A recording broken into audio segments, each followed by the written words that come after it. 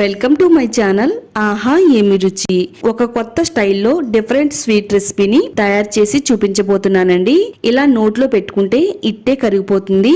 రుచి చాలా బాగుంటుంది. ఒకసారి తిన్నారంటే మళ్ళీ మళ్ళీ ఇదే కావాలని అడుగుతారండి. స్టవ్ పైన కడాయి పెట్టుకుని ఒక 2 టేబుల్ స్పూన్ల వరకు నెయ్యి వేసుకోవాలి. మీకు నచ్చిన డ్రై ఫ్రూట్స్ ని వేసుకుని వేయించుకోవాలండి. ఒక 2-3 స్పూన్ల వరకు కిస్మిస్ ని కూడా వేసానండి. మంచి గోల్డ్ కలర్ లోకి వచ్చిన తర్వాత ఒక బౌల్లోకి తీసుకుని పక్కన పెట్టుకుందామండి.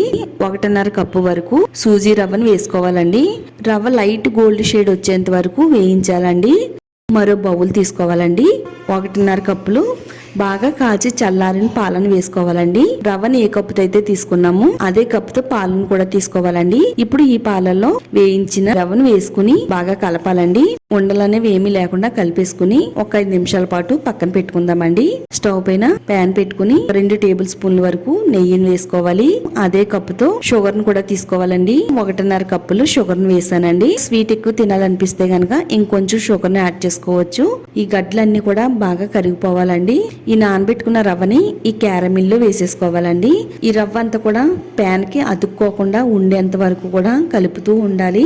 ఇలా రవ్వ అంతా దగ్గరగా అయిన తర్వాత చిటికెడు ఉప్పుని వేసుకోవాలండి. 1 టేబుల్ స్పూన్ వరకు ఇలాచీ పౌడరు, ఒక 2 టేబుల్ స్పూన్లు నెయ్యి వేసుకుని కలిపేసుకోవాలండి. కేక్ ట్రే తీసుకోవాలండి. 1 టేబుల్ స్పూన్ నెయ్యి వేసుకుని దీనికి అప్లై చేయాలండి.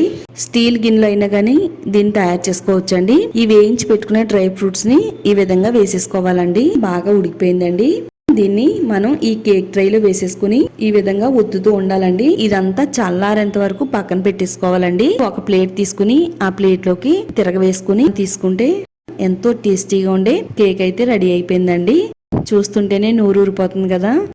నేనైతే డ్రై ఫ్రూట్స్ ఎక్కువ వేసానండి. మీరు కావాలనుకుంటే కొంచెం తక్కువ కూడా వేసుకోవచ్చు. మీకు నచ్చిన విధంగా దీన్ని కట్ చేసుకుని తినొచ్చండి. ఇది నోట్లో పెట్టుకుని తింటే వెన్నలా కరిగిపోతుందండి. అంత టేస్టీగా ఉంటుందండి. పిల్లలతో పాటు పెద్దవాళ్ళు కూడా చాలా ఇష్టంగా తింటారండి. ఛానల్ని సబ్స్క్రైబ్ చేసుకోండి. అలాగే ఈ వీడియోని లైక్ చేయండి.